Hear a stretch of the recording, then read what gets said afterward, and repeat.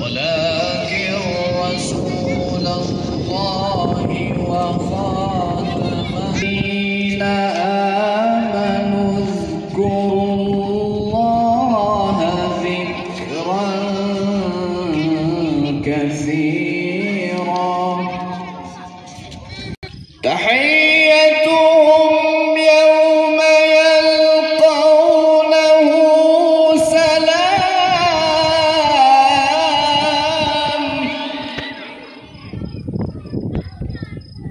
وأعد لهم أجرا كريما. Rabbim şöyle buyuruyor: Muhammed sizin erkeklerinizden hiçbirinin babası değildir. Fakat o Allah'ın Resulü ve Nebilerin sonuncusudur. Allah her şeyi hakkıyla bilendir. Merhamet eden melekleri de sizin için sene önceki doğumunu ve onun bize getirmiş olduğu Kur'an'ın, sünnetinin ihyası konusunda hayatımıza aksetmesi aşamasında neler öğreneceğiz, nelere dikkat etmemiz gerekiyor. Özellikle aile hayatıyla ilgili olarak bu hususları inşallah kıymetli hocamızdan dinleyeceğiz. Diyanet İşleri Başkanlığı bugün özellikle 1500. yıl olması sebebiyle Sayın Cumhurbaşkanımızın himayelerinde bir yıl boyunca Hazreti Peygamber'in doğum yıl dönümü münasebetiyle çeşitli anma etkinlikleri, çeşitli programlar tertip edilmesini planladılar. İlk programımızı yapıyoruz Anamur'da. İnşallah daha ana programımız da gerçekleşecek. Daha sonra başka mahallelerimizde olacak. Yakın zamanda 3 Ekim tarihinde 82 tesislerinde, belediyenin tesislerinde inşallah genel bir program yapacağız. Daha sonra Bahşiş'te, Emirşah'ta, Güngören'de ve benzeri yerlerde şu anda planladığımız Mevlid-i Nebi Haftası etkinlikleri İnşallah sizlere hizmet olarak yansıyacak. Burada olduğu gibi oradaki programlarımızda inşallah iştiraklerinizi bekliyoruz. Hususlara baktığımız zaman neredeyse yüzde itibariyle aile yapısından örnekler verirler ve bizim aile yapımıza imrenlidir şu anki çalışmalarımız inşallah. Ümidimizi hiçbir zaman için bitirmiyoruz. واخترشتي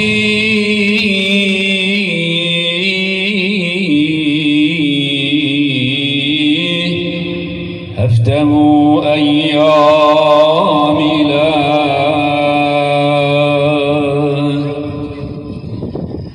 hem Muhammed gelmesi oldu yakin, çok alametler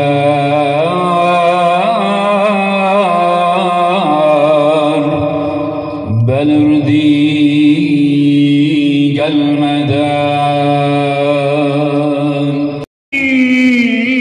Muhammed Mustafa'yı birbirine müjdeler dediler, oğlun gibi hiçbir oğul yaradılalı cihan gelmiş değil.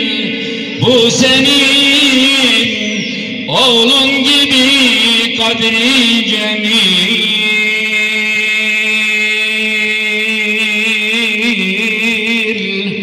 Bir anaya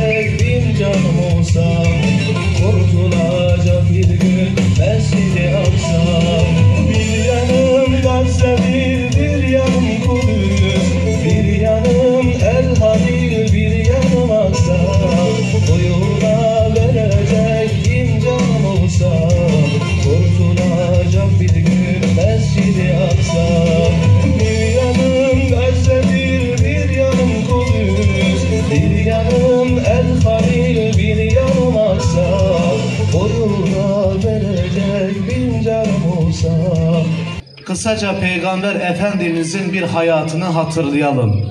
Ben hatırlatmaya çalışayım. Sizler de şöyle bir tefekkür edin. Yüce Rabbimiz biz Müslümanlara hiç şüphesiz ki en büyük nimeti tenezzül buyurarak Kur'an-ı Hakim'i indirmesidir. Cenab-ı Hak Celle Celaluhu bizleri yoktan var etmiş, varlığından haberdar etmiş, bizlere sayısız nimetler bahşetmiş, akıl nimetini vermiş, aklımız duygularımızın esiri olmasın diye onunla birlikte kitabını, vahyini indirmiştir. Cenab-ı Hak Celle Celaluhu bu vahyini sayısız yollarla bildirebilirdi ama içimizden en değerlimizi, içimizden en şereflimizi, en kıymetlimizi Hz. Muhammed Mustafa'yı seçti ve Kur'an-ı Kerim'i onunla bütün insanlığa tebliğ etti. Muhterem kardeşlerim, sevgili Peygamber Efendimiz Kur'an-ı Kerim'i yaşanan bir hayata dönüştürdü değil mi? Hazreti Ayşe annemizin onun getirmiş olduğu ilkelerden, onun yaşattığı aile ahlakından, onun eşine olan davranışını örnek alışmıştan, onun çocuklarıyla olan ilişkilerinden, onun hanımlarıyla olan diyaloglarından onu örnek alıp ona tabi olmaktan geçiyor. Şimdi şu kısacık zamanda gelin şöyle Peygamber Efendimizin bir hayatını hatırlamaya çalışalım. Önce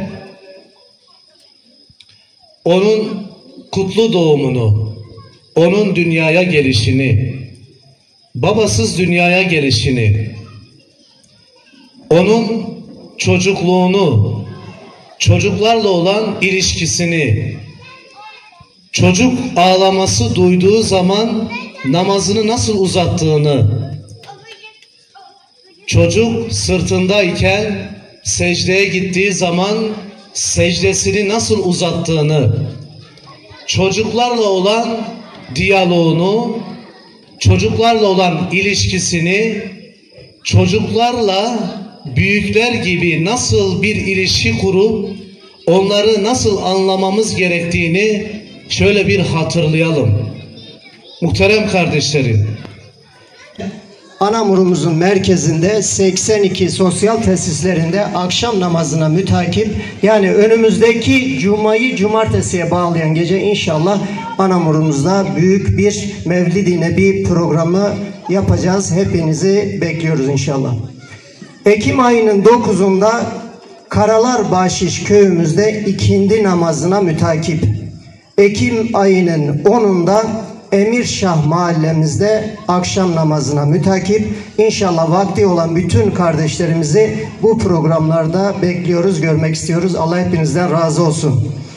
Evet, şimdi de dua vakti. Gecemizi duasıyla bereketlendirmek üzere Bozyazı ilçe vaizimiz kıymetli Önder hocamızı mikrofona davet ediyorum alkışlarla. Bismillahirrahmanirrahim. Elhamdülillahi Rabbil alemin. Vel âqibetu lil muttaqin. Ve la udvâne ve la husrâne illa alel zâlimîn. Vessalatu vesselamu ala Rasulina Muhammedin ve ala âlihi ve ashabihi ecma'in. Eşhedü en la ilahe illallah ve eşhedü enne Muhammeden abduhu ve habibuhu ve rasuluhu. Arz ediyoruz. Tövbelerimizi, dualarımızı, salih amellerimizi en güzeliyle kabul eyle. Senin varlığına, birliğine şahitlik ettik. Şehadetimizi, imanımızı, teslimiyetimizi en güzeliyle kabul eyle. Ya Rabbi, bu akşam burada senin rızan doğrultusunda yapmaya gayret gösterdiğimiz bu programımızı hayırlara, nice güzelliklere vesile eyle. Allah'ım, her şeyin sahibi sensin. Bizleri gerçek anlamda sana teslim olabilen kullarından eyle.